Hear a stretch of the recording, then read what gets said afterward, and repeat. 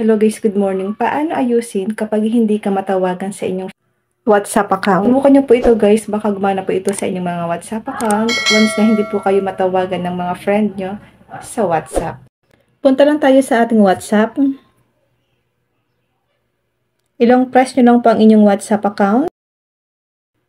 Then lalabas itong icon or ito po yung app info. Then click natin itong app info. Kung may nakalagay po sa inyong app info or letter I, i-click nyo po yun. Ito po ang lalabas. Click natin ang manage notifications. Kailangan po naka-allow ito. Yan guys. I-turn on nyo lang po ito. Then back tayo. Click natin ang permissions. Kailangan guys naka-allow ditong camera, notifications, then itong photos and video. Click natin ang camera. Kailangan po ito. Ilagay nyo lang siya sa allow only while using the app. Back natin yung notifications. I-turn on nyo lang ito. Photos and videos, i-allow nyo lang ito guys. Dito naman tayo sa call logs. Pwede nyo po siya guys i-allow. Dito naman tayo sa location. Piliin natin itong allow only while using the app. Call logs, allow lang natin.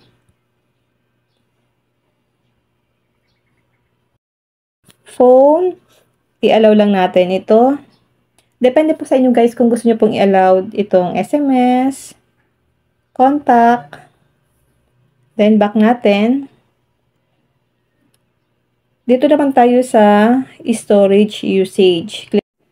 Kung nagawa nyo na po lahat ng mga itinuro ko sa inyo ngayon, at hindi pa rin po kayo makatawag or hindi pa rin kayo matawagan, i-clear data nyo na po, tsaka i-clear cache.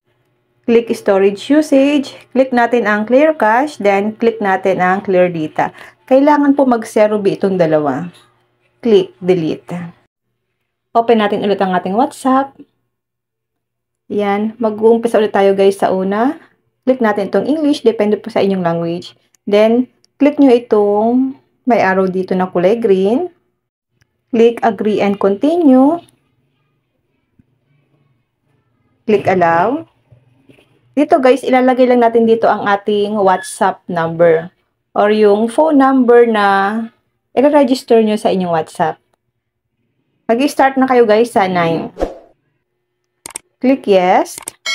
Ayan guys, magbibigay siya ng code. Sa akin guys, automatic po sa akin na nag-o-open ng aking WhatsApp. Then, click natin ang continue. Click continue. Cancel muna natin ito guys. Dito, maglagay na tayo dito ng pangalan natin. Then, click natin ang next. Ito na guys, na-open na po natin ang ating WhatsApp. At kung hindi po talaga kayo matawagan or hindi kayo makatawag, i-clear data nyo lang po para mag-restart siya guys or bumalik siya sa umpisa. Yun lang po. Sana po may natutunan kayo sa aking video. Thank you for watching.